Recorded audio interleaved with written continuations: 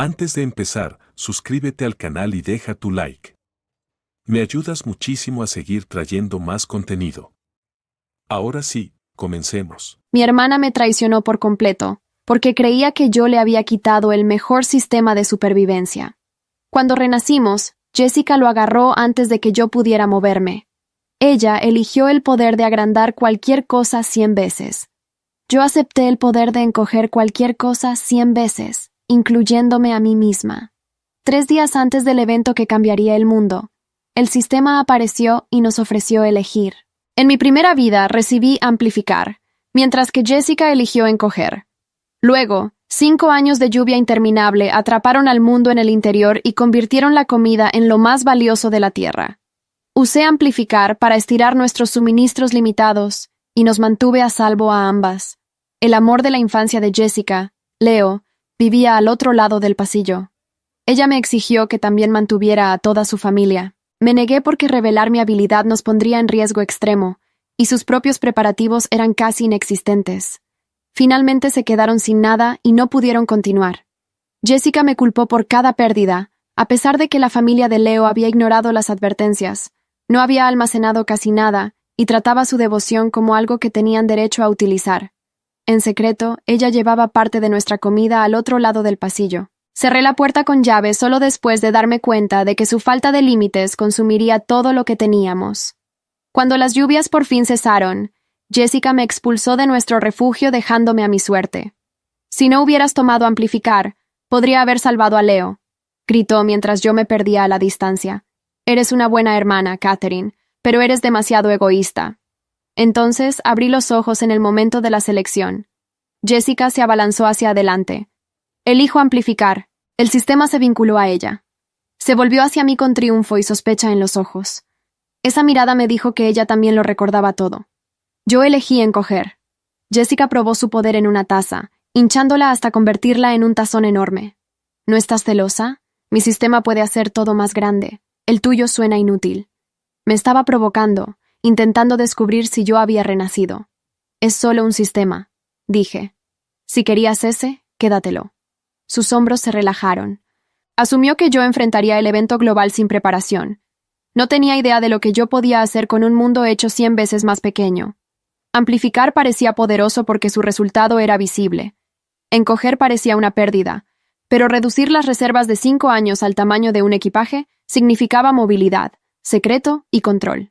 Jessica había elegido la habilidad que todos perseguirían. Yo había elegido una que a nadie se le ocurriría tomar.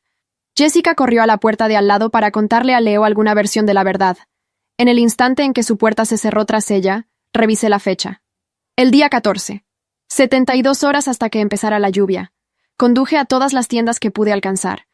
Compré arroz, harina, pan, fideos instantáneos, medicinas, baterías, mantas, herramientas, artículos de aseo, semillas de hortalizas e incluso una caja de pollitos. En una tienda de muebles, compré todo lo necesario para amueblar una casa pequeña. Un generador eólico proporcionaría energía una vez que la red eléctrica fallara. Elegí los suministros recordando cada escasez de mi primera vida. La sal desapareció primero. Los remedios se volvieron invaluables. Las verduras frescas se desvanecieron después del primer año. Y la gente competía por las baterías mucho antes de que la red colapsara por completo. Compré para 5 años, no para 5 días. Vacié mis ahorros sin dudarlo. El dinero pronto sería papel. Los suministros serían nuestro futuro. Jessica no preparó casi nada. Creía que una hogaza de pan podría alimentar a la familia de Leo para siempre una vez agrandada. En su mente, este suceso era una oportunidad para convertirse en su salvadora y obligarlo a amarla. Nunca consideró el almacenamiento, el agua potable, el cuidado de la salud ni el riesgo de producir comida gigante frente a vecinos desesperados. El poder le dio confianza sin disciplina, exactamente como me había dado responsabilidad sin gratitud a mí en nuestra primera historia. Esa noche, llegó a casa radiante. «Si salvo a la familia de Leo, ¿crees que se casaría conmigo?» «No». Su expresión se endureció. «A ti también te gusta, ¿verdad? Eres mayor que él, así que ni se te ocurra». Yo seguí haciendo pedidos. Luego me pidió dinero prestado para bocadillos. Cuando me negué, sonrió dulcemente y admitió que ya le había dado la comida de mi habitación a los vecinos ancianos. Lo llamó caridad. Yo lo vi como lo que era, Sabía que la crisis se acercaba y había eliminado deliberadamente lo que pensaba que eran mis últimos suministros. También encerró bajo llave su propia pequeña reserva dentro de su habitación. Jessica predicaba la generosidad solo cuando regalaba algo que me pertenecía. Su comida, su dinero y su sistema seguían cuidadosamente protegidos. Nuestros padres nos dejaron cuando éramos jóvenes. Dejé la escuela, trabajé horas extenuantes, pagué la educación de Jessica y le di más dinero para gastos que a sus compañeros de clase. Cuando fracasó en sus exámenes de ingreso, la traje al apartamento que había comprado. Yo había tratado el sacrificio como una parte natural de ser la hermana mayor. Jessica lo trató como una prueba de que mis recursos, incluyendo mi bienestar, eran suyos para redistribuir cuando Leo quisiera algo. Nada de eso importaba frente a un hombre que apenas se fijaba en ella. «Está bien», dije. Entrelazó su brazo con el mío, encantada de que yo pareciera ignorante. «Sabía que no te enojarías por algo tan pequeño». El apartamento estaba en uno de los pisos más altos de la ciudad. Incluso después de 5 años de tormentas, el agua nunca nos había alcanzado. Tenía la intención de quedarme, pero no en las habitaciones que Jessica conocía. En mi primera vida, la puerta principal cerrada con llave nos protegió del agua, pero convirtió a cada vecino desesperado en un riesgo constante. Esta vez, incluso si alguien irrumpía en el apartamento, no encontraría ninguna reserva ni rastro de mí. 5 años en el interior me habían enseñado que resistir no se trataba solo de calorías. La privacidad, la rutina y un lugar donde moverse sin escuchar a extraños pedir ayuda al otro lado de la puerta también importaban. Encogerme a mí misma ocultaría tanto mis recursos como mi existencia. Durante las renovaciones, había construido un espacio oculto detrás de la pared de mi habitación. No era más grande que un armario, estaba protegido por una puerta controlada por una aplicación y equipado con filtración de aire. Jessica había vivido en el apartamento durante años sin enterarse de su existencia. Nunca prestaba atención a la casa a menos que quisiera algo de ella, y ciertamente nunca inspeccionó la habitación de la hermana a la que trataba como una asistente permanente. A tamaño normal, era estrecho. A escala de 1/100, se convertiría en una finca. Hice que me entregaran mis compras en nuestro hogar de la infancia abandonado en un pueblo desierto. Allí, sin testigos, encogí cada bolsa de comida, cada electrodoméstico, los muebles, tierra de un campo fértil, árboles pequeños y el generador eólico. Todo cupo en una maleta. Probé el sistema de encogimiento repetidamente antes de confiarle mi futuro. La comida reducida mantenía sus proporciones. Los electrodomésticos seguían funcionando. Las plantas seguían vivas. Cada prueba exitosa convertía la inútil habilidad de la que Jessica se burlaba en los cimientos de un santuario escondido. En el último momento, encogí la casa vieja misma. La casa albergaba los únicos recuerdos pacíficos que tenía de nuestros padres. Salvarla era sentimental, pero también práctico. Paredes, un techo, camas, almacenamiento y una distribución funcional reducidos en un instante. Mi nuevo mundo no comenzaría como un búnker de emergencia. Comenzaría como un verdadero hogar. De vuelta en la ciudad, pasé todo a través de la puerta oculta mientras Jessica estaba al lado con Leo. Arreglé la tierra en parterres de cultivo, planté los árboles, coloqué la casa diminuta y solté a los pollitos en un trozo de hierba. 5 botellas grandes de agua permanecieron en tamaño normal, más que suficiente para convertirse en embalses después de encogerme. El sistema de filtración de aire me protegería del moho y el aire estancado. El generador alimentaría las luces. Las semillas y los pollitos significaban que mi subsistencia no dependería del todo de la comida almacenada. Cada pieza cumplía un propósito aprendido a través de 5 años de confinamiento. Mi mundo privado tomaba forma detrás de una pared que mi hermana nunca había notado. En el último día, instalé cámaras ocultas en nuestro apartamento, en el pasillo y afuera de la puerta de Leo. Cada transmisión se conectaba a mi teléfono. 1 hora antes de la tormenta, Jessica acudió a él otra vez. Su madre se había burlado abiertamente de ella frente a los vecinos, llamándola una desertora desempleada que dependía de su hermana. Jessica lo sabía y lo seguía persiguiendo de todos modos. La llamé. «Emergencia de trabajo», dije. «Estaré fuera toda la noche». Hizo una pausa. Esta era su última oportunidad de advertirme. «Está bien», respondió. «Comeré sola». Terminó la llamada sin mencionar la lluvia. Abrí la puerta secreta, llevé mi teléfono adentro y la sellé. Luego usé encoger en mí misma. El armario se expandió a mi alrededor hasta que su techo pareció imposiblemente alto. Mi pequeño parche de tierra se convirtió en un campo. La vieja casa estaba esperando en el otro extremo, con luces cálidas brillando a través de sus ventanas. La apuesta era arriesgada. En mi primera vida, cada objeto amplificado volvía a la normalidad cuando el suceso terminó. Esperaba que mi cuerpo hiciera lo mismo, pero incluso si no lo hacía, esta vida en miniatura era mejor que perderlo todo de nuevo por Jessica. Abrí la transmisión de la cámara. Las cámaras eran mi única conexión con el apartamento de tamaño normal. Una vigilaba la sala, otra cubría el pasillo, y otra apuntaba a la puerta de Leo. Jessica podía buscar en cada habitación que conocía y nunca ver el mundo detrás de mi pared. El cielo afuera se había vuelto negro. Las primeras gotas golpearon las ventanas como piedras arrojadas.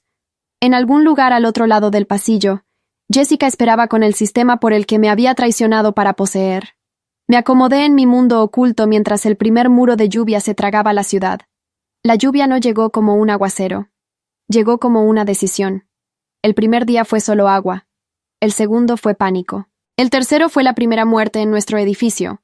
Un hombre del cuarto piso que salió a buscar a su perro y nunca regresó. Vi su cuerpo flotando desde la ventana de la cámara que apuntaba al exterior. Jessica también lo vio. La escuché gritar desde el otro lado de mi pared, ese grito agudo que siempre usaba cuando quería que alguien corriera a consolarla. Nadie corrió. Yo estaba a centímetros de ella y a años de distancia. Mis cámaras se convirtieron en mis ojos. Las revisaba 3 veces al día con la disciplina de un centinela, al amanecer, al mediodía y antes de dormir. El pasillo del 5º piso seguía vacío durante la primera semana. La familia de Leo había cerrado su puerta desde el primer día. La puerta de Jessica permanecía cerrada también, aunque a veces la escuchaba moverse al otro lado de mi pared, abriendo y cerrando cajones, hablando sola en voz baja. En mi primera vida, esos sonidos me perturbaban porque me hacían sentir responsable. Ahora los escuchaba como lo que eran, el ruido de alguien que había apostado todo a la persona equivocada, y aún no lo sabía. La semana 2 trajo el primer problema real. Vi a la madre de Leo en el pasillo a través de la cámara. Llevaba una olla vacía y golpeaba puertas con el mango como si eso fuera una súplica razonable. Mi puerta también recibió sus golpes. 4, 5, 6 veces. Luego silencio. Luego la voz de Jessica desde el interior del apartamento. Catherine no está. Lleva días sin aparecer. La madre de Leo dijo algo que la cámara no captó con claridad. Jessica respondió más fuerte, casi con satisfacción. Probablemente huyó cuando empezó la lluvia. Siempre fue cobarde. Cerré los ojos un momento. No por dolor, por reconocimiento. En mi primera vida, esa misma boca había llorado sobre mi tumba y llamado mi muerte una tragedia. El duelo de Jessica era siempre proporcional a cuánto podía extraerle a quien escuchara, no a cuánto había perdido realmente. La semana 3 fue cuando el sistema de Jessica empezó a mostrar sus límites. Lo vi en las cámaras. Ella agrandaba una sola hogaza de pan y la dividía en secciones. Al principio funcionaba. El pan agrandado llenaba el estómago, pero el valor nutricional no se multiplicaba con el tamaño. El cuerpo humano no se alimenta de volumen, sino de densidad. Lo aprendí en mi primera vida cuando vi a personas morir de hambre con el estómago lleno de comida estirada que no tenía nada dentro. Jessica lo aprendería pronto. Por ahora, seguía sonriendo cada vez que Leo tocaba su puerta. Sus visitas eran breves y calculadas. Él llegaba con las manos vacías y salía con pan agrandado envuelto en una toalla. Nunca la invitaba a entrar. Nunca se quedaba más de 10 minutos. Una vez, a través de la cámara del pasillo, lo vi mirar hacia ambos lados antes de llamar, como si no quisiera que nadie lo viera. Jessica abría la puerta con una sonrisa que él no merecía, y él tomaba lo que necesitaba con la eficiencia de alguien que ha calculado exactamente cuánta gratitud debe mostrar para mantener el suministro activo. Me pregunté cuándo Jessica lo vería. Me respondí que probablemente nunca. Esa era la verdad que había tardado 5 años en entender en mi primera vida. Algunas personas no eligen la ceguera por amor. La eligen porque ver requiere responsabilidad, y la responsabilidad interrumpe la fantasía. La semana 4 fue cuando el pasillo se volvió peligroso. Un grupo del 2º piso subió durante la noche. Los vi en la cámara exterior. 4 hombres con linternas y una actitud que no era de exploración sino de búsqueda. Revisaron cada puerta. La mayoría estaban cerradas con llave. Una no lo estaba. La del anciano del extremo derecho, el señor Vargas, que vivía solo, y al que yo había visto comprar pan con monedas contadas antes de que empezara la lluvia. No salió al pasillo esa noche ni ninguna otra. Jessica escuchó los pasos. La vi a través de la cámara de la sala, congelada frente a su puerta con un cuchillo de cocina en la mano, sin moverse durante casi una hora después de que los pasos desaparecieron. Era la primera vez que la veía con miedo real. No el miedo performativo que usaba para conseguir atención, sino el miedo silencioso que aparece cuando el cuerpo entiende que nadie viene a ayudar. Yo podría haber abierto mi puerta. Lo pensé durante exactamente 3 segundos. Lo mismo que tardé en recordar el tejado. Su voz mientras yo caía. Eres una buena hermana, Catherine, pero eres demasiado egoísta. Ella me empujó con la misma convicción con la que ahora sostenía ese cuchillo. Lo único que había cambiado era quién le convenía más proteger. Cerré la transmisión y me serví una taza de té de hierbas de mis reservas. Los pollitos habían crecido lo suficiente para producir los primeros huevos. Los árboles pequeños sostenían brotes jóvenes que en semanas serían verduras. Mi generador funcionaba sin interrupciones. A escala de 1/100, el viento que entraba por las rendijas del edificio era suficiente para alimentarlo sin esfuerzo. Mientras afuera el mundo se pudría bajo el agua, yo desayunaba huevos frescos en la cocina de la casa donde mis padres me habían enseñado a leer. El día 41 fue cuando Jessica golpeó mi pared. No la pared de mi habitación. La pared correcta. La que no existía en ningún plano del apartamento. La que yo había sellado durante las renovaciones y cubierto con una estantería que ella nunca había movido. No sé cómo llegó a ese lado. Tal vez revisó cada centímetro del apartamento por aburrimiento. Tal vez por sospecha. Tal vez porque el hambre le había devuelto una lucidez que el privilegio había adormecido. 4 golpes secos. Luego su voz, apenas audible a través del material. Catherine, sé que estás ahí. No respondí. Mi corazón latía con una calma que me sorprendió a mí misma. Escucho algo, a veces, como pasos pequeños, como animales. Una pausa. Si estás ahí, si encontraste algo, necesito que lo compartas. Somos hermanas. Sé que estás enojada, pero somos hermanas. Somos hermanas. La misma frase que usó cuando me pidió dinero para bocadillos, cuando regaló mi comida, cuando me empujó desde el tejado en mi primera vida porque su amor por un hombre que nunca la vería superó 5 años de deuda que nunca reconoció. Los golpes continuaron por 20 minutos. Luego se detuvieron. Me quedé sentada en el porche de la casa diminuta, escuchando el silencio del otro lado de mi pared, y por primera vez desde que renací, entendí con claridad lo que había construido. No era solo un refugio. Era la prueba de que la generosidad sin límites no era virtud. Era una invitación al desastre. En mi primera vida había interpretado el sacrificio como amor. Jessica había interpretado mi amor como una obligación permanente a la que tenía derecho. Ninguna de las dos estábamos equivocadas sobre los hechos. Solo una de las dos había aprendido algo de ellos. Volví a abrir la transmisión de la cámara. Jessica estaba de pie frente a la estantería con los brazos cruzados, mirando la pared como si pudiera ver a través de ella con suficiente concentración. En su rostro no había súplica. Había cálculo. Era la misma expresión que había visto en el momento de la selección cuando se abalanzó hacia el sistema antes de que yo pudiera moverme. No era la cara de alguien que pide ayuda. Era la cara de alguien que decide cómo tomar lo que quiere. Y yo, por primera vez en 2 vidas, estaba completamente fuera de su alcance. 3 días después de que Jessica golpeara mi pared, tomé la primera decisión que no había calculado de antemano. La cámara del pasillo me mostró a una mujer sentada contra la pared frente al apartamento de Leo. No era de nuestro piso. La había visto antes en las grabaciones del primer mes, cargando bolsas desde el estacionamiento antes de que el agua lo cubriera.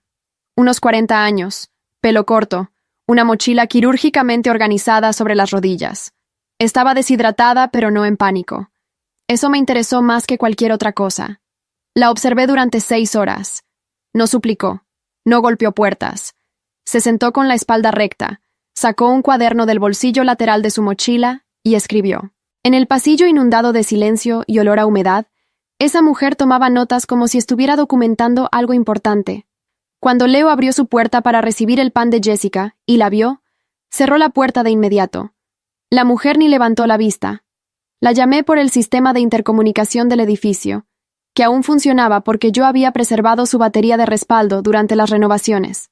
Puerta 5, pasillo principal. Toca 3 veces y espera. Silencio. Luego pasos. 3 golpes exactos. Abrí la puerta principal del apartamento con el control remoto y la dejé entrar. Me encogí antes de que pudiera verme. Desde mi escala, la observé recorrer la sala con precaución, sin tocar nada, sin abrir cajones. Solo miraba. Luego, habló hacia el techo, asumiendo que yo estaba en algún lugar con acceso a cámaras. Me llamo doctora Renata Solís. Era médica en el hospital del distrito antes de que se inundara. Tengo suministros médicos para 2 semanas, agua purificada para 10 días, y conocimientos que probablemente valen más que cualquier reserva de comida a largo plazo. Hizo una pausa. No vine a pedir, vine a proponer un intercambio. Volví a tamaño normal detrás de ella. Se giró sin gritar. Solo asintió, como si hubiera esperado algo extraño, y yo no la hubiera decepcionado. Encoger, dijo. Vi la estantería moverse sola cuando tu hermana golpeó la pared. Deduje el resto. Pasé 4 horas evaluándola. Le hice preguntas sobre medicina de emergencia, conservación de alimentos, enfermedades por contaminación del agua. Respondió todo con la precisión de alguien que ha practicado esas respuestas en situaciones reales, no en exámenes. Le pregunté por qué había subido a nuestro piso específicamente. Me dijo que había rastreado el cable del generador durante semanas. Una vibración casi imperceptible a través de las paredes. Había sido paciente porque entendía que irrumpir no era una estrategia, sino un obituario. Le ofrecí el trato: acceso a mi refugio, comida, agua filtrada y espacio para trabajar. A cambio, ella mantendría registros médicos de todos los sobrevivientes que pudiéramos identificar desde las cámaras, prepararía protocolos de atención para cuando las lluvias cesaran, y me ayudaría a planificar la fase siguiente. Porque yo ya sabía lo que Jessica no sabía. Las lluvias terminarían, y cuando terminaran, el mundo no volvería a ser lo que era. Quien sobreviviera con recursos, conocimiento y salud intacta, comenzaría desde una posición que el dinero nunca podría comprar. Renata extendió la mano. La estreché. Una condición, dijo. Si alguien en ese pasillo tiene una emergencia médica que yo pueda resolver, me das acceso a salir. Acordado, respondí. Excepto si ese alguien es mi hermana. No preguntó por qué. Solo asintió de nuevo con esa calma clínica que empezaba a parecerme la forma más honesta de respeto que había recibido en mucho tiempo. Los días siguientes fueron los más productivos desde que empezó la lluvia. Renata organizó mis suministros médicos con una eficiencia que me hizo sentir que los había almacenado de forma amateur, y tenía razón. Había priorizado calorías y olvidado la densidad de nutrientes en los primeros meses. Ella identificó el déficit, calculó cuánto tiempo antes de que comenzaran los primeros síntomas y diseñó un plan de suplementación usando lo que yo tenía. También inspeccionó a los pollitos, confirmó que 2 eran gallos y reorganizó el espacio de cultivo para maximizar el rendimiento por metro cuadrado reducido. Mientras ella trabajaba, yo observaba las cámaras. Jessica había comenzado a racionar. Lo vi en la forma en que cortaba el pan agrandado. Porciones más pequeñas, intervalos más largos. El sistema amplificaba el volumen, pero no las calorías, y su cuerpo finalmente le estaba enviando la factura. Leo seguía visitándola, pero las visitas eran más cortas. Una noche lo escuché decirle que su madre estaba debilitándose, que necesitaban más. Jessica prometió que encontraría la manera. Cuando cerró la puerta, se apoyó contra ella y cerró los ojos durante 1 minuto largo. Fue la primera vez que la vi verse exactamente como yo me había sentido en mi primera vida, atrapada entre lo que podía dar y lo que le exigían que diera, con la diferencia de que yo nunca había elegido esa trampa, y ella la había construido piedra por piedra. Renata se asomó desde la cocina diminuta. ¿Cuánto tiempo llevas vigilándola? Desde el principio, dije. ¿Y qué estás esperando? La pregunta me detuvo. No porque no tuviera respuesta, sino porque la respuesta era incómoda. No estaba esperando que Jessica sufriera. Estaba esperando que eligiera, que en algún momento, con hambre real y miedo real, y sin nadie que absorbiera las consecuencias de sus decisiones, eligiera diferente. Que la versión de Jessica sin una hermana mayor que pagar sus errores fuera una versión que aprendiera algo. Pero mientras lo pensaba, las cámaras me mostraron algo que no había visto venir. Jessica abrió la puerta secreta. No la encontró por intuición esta vez. La encontró porque Renata, al entrar, había dejado una marca mínima en el polvo del corredor interior que yo no había notado. Jessica había estado buscando con metodología, no con emoción, y cuando la puerta se dio hacia adentro y el umbral apareció frente a ella, no gritó, no llamó mi nombre.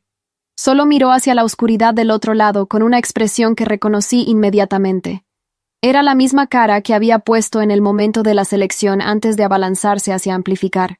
No era curiosidad. Era inventario. Tenía exactamente 4 segundos antes de que Jessica cruzara ese umbral. Lo sé porque conté mientras la veía en la cámara, una mano sobre el marco de la puerta, los ojos ajustándose a la oscuridad. 4 segundos entre el momento en que encontró la entrada y el momento en que su pie derecho se movió hacia adelante. 4 segundos que yo había planeado sin saberlo durante semanas. Cada decisión de diseño, cada ángulo de cámara, cada protocolo ensayado en silencio mientras ella dormía al otro lado de la pared. Me encogí. El efecto fue inmediato. El mundo se expandió alrededor de mí como siempre lo hacía, el techo subiéndose hasta la distancia de un edificio, el suelo volviéndose un continente de madera oscura. Pero esta vez no me moví hacia la casa. Me quedé exactamente donde estaba, junto al panel de cámaras, invisible por tamaño, y observé. Jessica entró. Avanzó despacio, con la linterna de su teléfono barriendo el espacio. A escala normal, el corredor interior era apenas 1,5 metros de ancho, suficiente para moverse en fila. A su escala, seguía haciendo eso.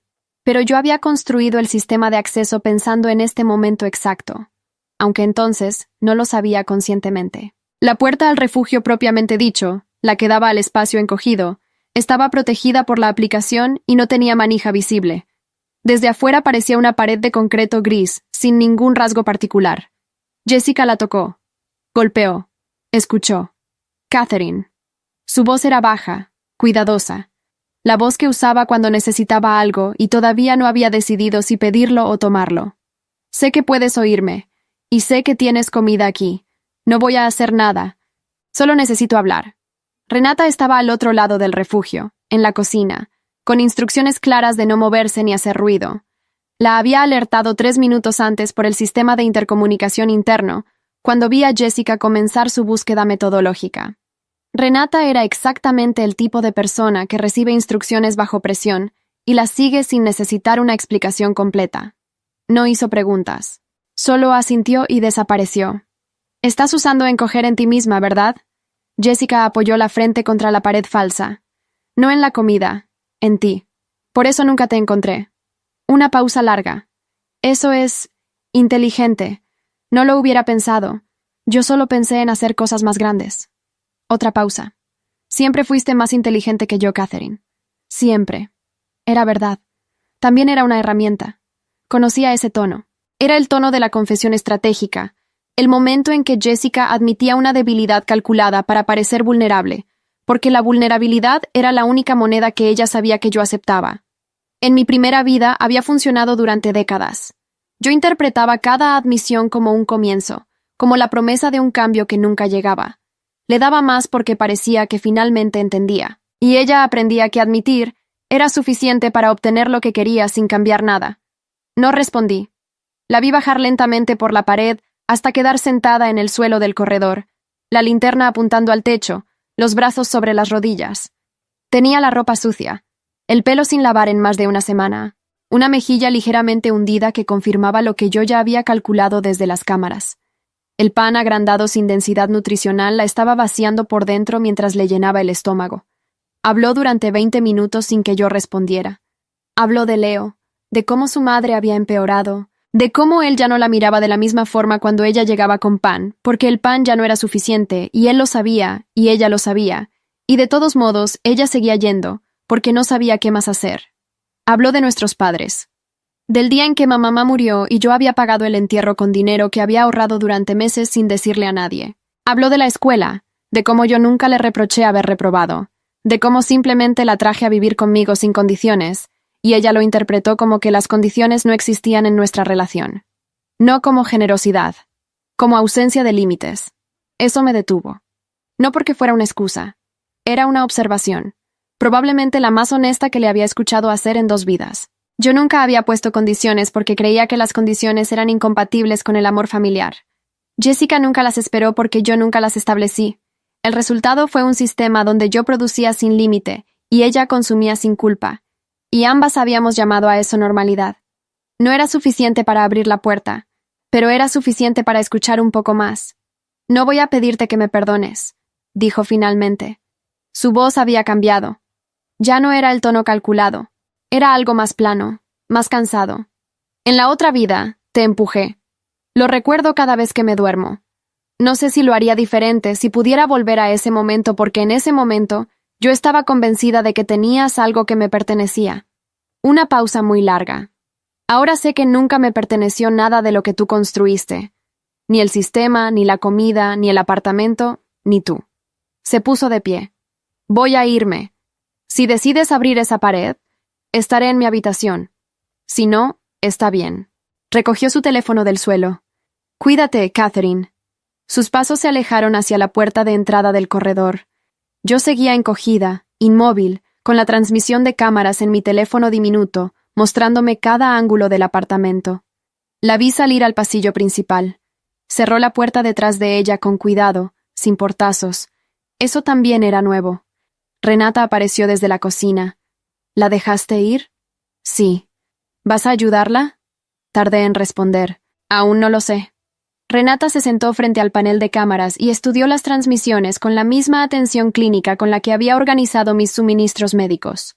Déficit nutricional avanzado, dijo señalando la imagen de Jessica caminando hacia su habitación. Tiene entre 3 y 4 semanas antes de que empiece el daño orgánico visible. Si la alimentas correctamente ahora, se recupera sin secuelas. Una pausa. Si no, vas a ver algo que probablemente no quieres ver. ¿Y Leo? Renata cambió la cámara. La madre de Leo estaba recostada en el sofá del apartamento del frente, con los ojos abiertos pero sin moverse. Leo estaba de pie junto a la ventana, mirando el agua que seguía subiendo lentamente en la calle de abajo. La madre tiene entre 10 y 14 días, dijo Renata. Su voz no tenía crueldad, solo precisión. El hijo, más. Es más joven y ha estado robándole las porciones más grandes. ¿Robándole? Racionando a su favor, probablemente sin darse cuenta completamente de lo que hace. Es lo que hace el hambre. Vuelve el instinto más ruidoso que la conciencia. Observé a Leo junto a la ventana. En mi primera vida lo había conocido brevemente. El tipo amable del pasillo que siempre agradecía cuando le pasaba sal o le prestaba herramientas. No era un monstruo. Era simplemente alguien que había asumido que las personas que lo rodeaban absorberían las consecuencias de su falta de preparación, exactamente como había asumido Jessica que yo lo haría. Exactamente como Jessica había asumido que el amor de Leo justificaba cualquier costo. Cadenas de expectativas que nadie había elegido conscientemente, pero que todos habían alimentado. Esa noche tomé 3 decisiones. La primera, comenzaría a dejar paquetes pequeños de comida densa frente a la puerta de mi apartamento cada 2 días. Sin nota, sin contacto, sin condiciones. Suficiente para mantener a Jessica funcionando, pero no suficiente para que ella lo redistribuyera a Leo. Las porciones estaban calculadas para una persona. Si ella las compartía, sería su elección y su consecuencia. La segunda, Renata saldría al pasillo una vez por semana con el kit médico. Trataría a quien encontrara, incluyendo a la madre de Leo, sin revelar de dónde venía ni quién la enviaba. Era un riesgo controlado. Renata sabía moverse sin levantar sospechas, y yo cubriría cada movimiento desde las cámaras. La tercera fue la más difícil. Cuando las lluvias cesaran, y yo sabía exactamente cuándo cesarían porque había memorizado la cronología de mi primera vida con la precisión de alguien que ha tenido 5 años para repasarla, necesitaría salir. Y salir significaba ser visible. Y ser visible significaba que todo lo que había construido, el refugio, las reservas, los conocimientos que Renata y yo habíamos acumulado juntas, quedaría expuesto a un mundo que habría pasado 5 años aprendiendo que los recursos ajenos son recursos disponibles. Necesitaba un plan para el después que fuera tan sólido como el plan para el durante. Pasé las siguientes 2 semanas construyéndolo junto a Renata, mientras Jessica consumía en silencio los paquetes que yo dejaba sin firma frente a su puerta. No los rechazó, no golpeó mi pared, no intentó volver al corredor interior. Los recogía cada 2 días con puntualidad y los guardaba sin mencionar su origen ni en voz alta ni en los movimientos de su cuerpo que las cámaras me mostraban. Era la versión más ordenada de Jessica que había visto en 2 vidas. No sabía si eso me perturbaba o me aliviaba. La semana 16, el nivel del agua comenzó a bajar. Era casi imperceptible, 1 centímetro por día, luego 2. Pero Renata lo midió con el instrumental que tenía y me confirmó lo que yo ya calculaba. Las lluvias no se habían detenido, pero su intensidad había disminuido un 19% respecto a la semana anterior. En 3 semanas, según mi memoria, el cielo abriría por primera vez en 4 meses. Y cuando eso ocurriera, el mundo que emergiera no sería el mismo que había desaparecido bajo el agua. Sería uno donde el poder real no estaría en quien pudiera hacer las cosas más grandes. Estaría en quien hubiera sobrevivido con suficiente integridad para construir algo nuevo. Yo tenía los recursos. Tenía a Renata. Tenía 4 meses de datos sobre cada persona en nuestro edificio, sus fortalezas, sus fragilidades, sus patrones de decisión bajo presión. Y tenía algo que Jessica, con todo su sistema de amplificar, no había logrado conservar en 5 años de mi primera vida, ni en 4 meses de esta. Tenía un plan que nadie había visto venir. Lo que no tenía era certeza sobre lo que Jessica haría cuando el mundo volviera a abrirse. Y eso, más que cualquier escasez de comida o amenaza externa, era la única variable que todavía no podía controlar. El cielo se abrió un martes. No con dramatismo. No con un rayo de sol cinematográfico atravesando nubes oscuras. Simplemente la lluvia se detuvo, como si alguien hubiera cerrado una llave, y el silencio que quedó fue tan denso que Renata y yo nos miramos sin decir nada durante varios segundos. 4 meses de agua constante habían reprogramado nuestros oídos. La quietud sonaba extraña, sonaba a algo que había que ganarse. Volví a tamaño normal esa mañana por primera vez en semanas. El cuerpo tardó unos minutos en reajustarse, como siempre. Una ligera presión en los oídos, la sensación de que el techo bajaba, el peso normal de mis propias manos. Renata me observó con atención clínica, tomó mi pulso, revisó mis ojos. Todo normal. El sistema había mantenido su promesa. ¿Lista?, preguntó. Hace 4 meses, respondí. Abrí la puerta principal del apartamento por primera vez desde el día 14. El pasillo olía a humedad acumulada y a algo más difícil de nombrar, el olor de los espacios donde las personas han tenido miedo durante mucho tiempo. 2 puertas estaban abiertas.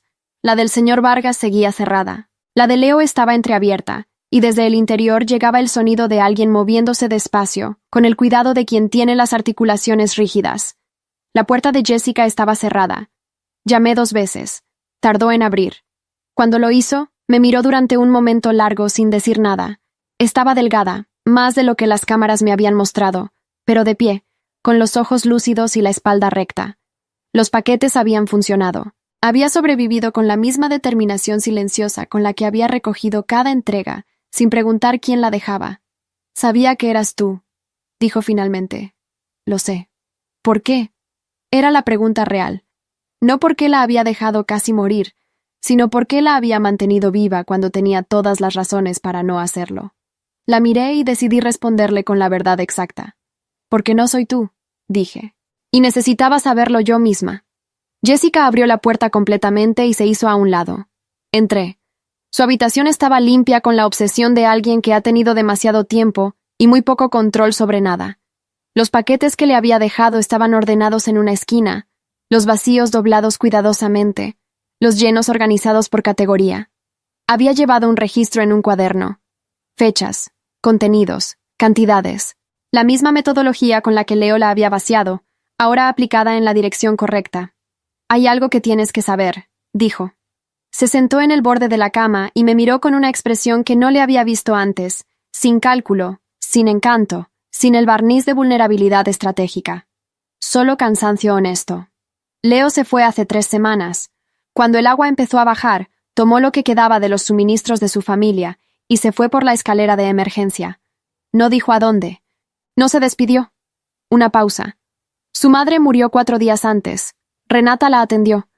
No sé cómo lo organizaste, pero lo vi. No respondí. Me di cuenta de algo mientras él se iba, continuó. Yo había gastado 2 vidas enteras, la tuya y la mía, persiguiendo a alguien que nunca habría hecho por mí lo que tú hiciste sin que te lo pidiera. Y aún así te empujé. Te robé el sistema. Te dejé sola en el momento más peligroso de nuestra historia porque me convenía creer que tú tenías algo que me pertenecía. Su voz no se quebró. Era peor que si lo hubiera hecho. Era la voz de alguien que ha procesado una verdad sin poder devolverla. No te pido perdón. No tengo derecho. Solo quería que lo supieras. Afuera, en el pasillo, Renata organizaba el primer protocolo de salud comunitaria con 2 vecinos del tercer piso que habían sobrevivido con reservas propias. Los escuchaba hablar en voz baja. Ese tono específico de personas que han pasado por algo grave juntas y ahora tienen que inventar cómo seguir. Me senté frente a Jessica. El perdón no es lo que necesitas, dije. Lo que necesitas es entender que pedir perdón sin cambiar nada es solo otra forma de pedirme algo. La miré directamente. Yo sí cambié algo. Aprendí que el amor sin límites no es virtud. Es negligencia disfrazada de generosidad. Te quería demasiado como para decirte que no, y eso te hizo daño tanto como a mí. Respiré. Eso también es mi responsabilidad. Jessica tardó un momento en responder. ¿Qué vas a hacer ahora? Lo que planeé desde el día 14. Tengo recursos, tengo a Renata, tengo información sobre cada persona en este edificio. Vamos a organizarnos antes de que lleguen los que no sobrevivieron aquí adentro y quieran tomar lo que otros conservaron. Hice una pausa. Necesito a alguien que conozca amplificar tan bien como yo conozco encoger. No como una deuda, como una elección. Jessica me miró durante un tiempo que no supe medir. ¿Me estás ofreciendo trabajar contigo? Te estoy ofreciendo la oportunidad de usar tu sistema para algo que no sea alimentar la fantasía de un hombre que ni siquiera se despidió cuando se fue. Fue lo más duro que le había dicho en 2 vidas. También fue lo más honesto. Ella asintió despacio, no con entusiasmo, con el peso específico de alguien que entiende que está aceptando algo que tendrá consecuencias reales, y que esta vez no habrá una hermana mayor que absorba las que ella no quiera cargar. Con condiciones, dije. Mis condiciones, escritas, acordadas, no negociables en el momento en que algo te cueste demasiado. Sí, respondió. Solo eso. Salimos juntas al pasillo por primera vez en 4 meses. Renata nos miró sin sorpresa, como si hubiera calculado este desenlace con la misma precisión con la que calculaba déficits nutricionales. Los 2 vecinos del tercer piso nos miraron con más cautela, el tipo de cautela sana que aparece cuando las personas han aprendido que la confianza se construye lentamente y se destruye en segundos. En las semanas siguientes, mientras el agua retrocedía y el mundo emergía mojado y desorientado de su propio desastre, construimos algo que no tenía nombre todavía. No era una comunidad en el sentido idealizado. Era un acuerdo funcional entre personas que habían sobrevivido con suficiente lucidez para entender que la reconstrucción requería más que recursos. Requería honestidad sobre quién había sido cada uno durante los meses en que nadie miraba. Jessica amplificó la cosecha del primer mercado comunitario hasta que alcanzó para 60 familias.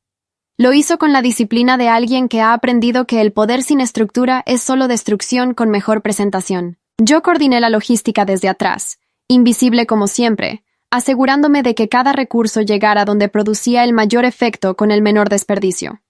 Renata documentó todo.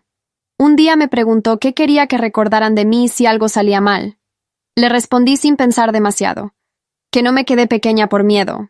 Elegí el tamaño que me permitía sobrevivir sin destruir a nadie más para hacerlo. Escribió eso en su cuaderno con la misma letra cuidadosa con la que había documentado déficits nutricionales y protocolos médicos. Luego lo cerró y lo guardó. Porque algunas verdades no necesitan ser grandes para importar, solo necesitan ser exactamente del tamaño correcto.